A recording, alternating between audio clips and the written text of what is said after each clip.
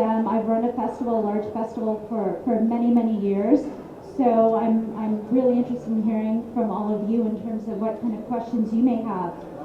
But in those 10 years, what I've noticed is that what children are actually looking for in terms of cinema hasn't changed. They're looking for engaging and challenging stories.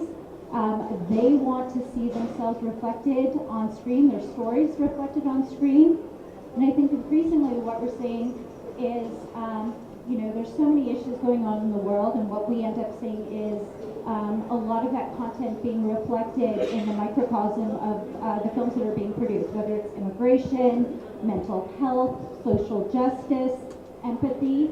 A lot of those themes have been emerging, and it really allows you as a marketer or a filmmaker to connect to what's happening in the world and those global events, to be able to extend the work that you're doing out in the community with future audiences and distributors and sales agents.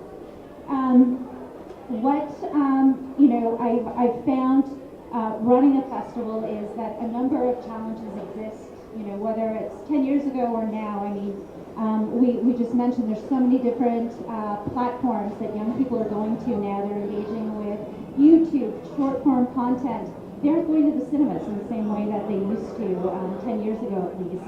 So we need to keep them engaged. We need to provide them with good quality cinema and entertainment.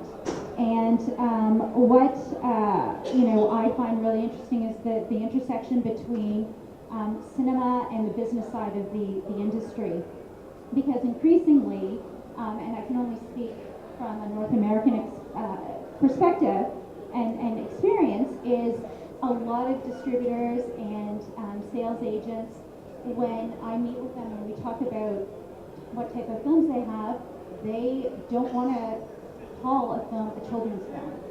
There's stigma, because the minute you call it a children's film, it reduces the broader marketing potential for a film.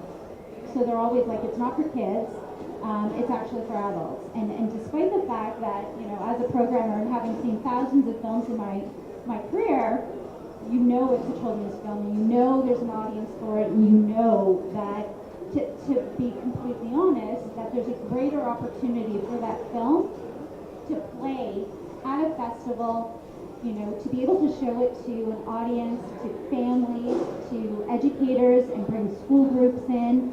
And it's a challenge, because they don't want to give you the film, they want to charge you a screening fee, and I understand that there's the business side of the industry, and of course, as a filmmaker or distributor, you need to make films, and it needs to be financially viable.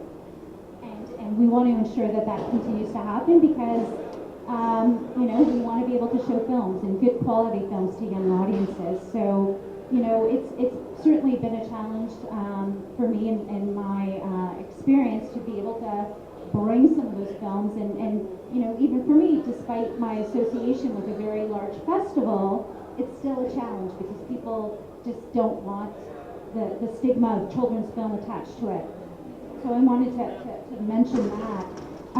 But what I think is really interesting is that when filmmakers ask me what I'm looking for some input on a film, I'm starting to write a script, or I'm directing it, or I'm editing, and they want input. In terms of North American audiences, I think there's probably very similar sensitivities that you may have in India in terms of content. We have to be very careful with how sexuality is portrayed, violence, language. So these are all considerations when you're making a film, and it certainly plays into the marketing of the film, because it will really impact the ages that you're able to target, and it may impact whether you can actually get families into the cinema, or educators, depending on what the content is in the film. So that's another thing worth mentioning. We'll come back again. Yeah, for sure. Yeah.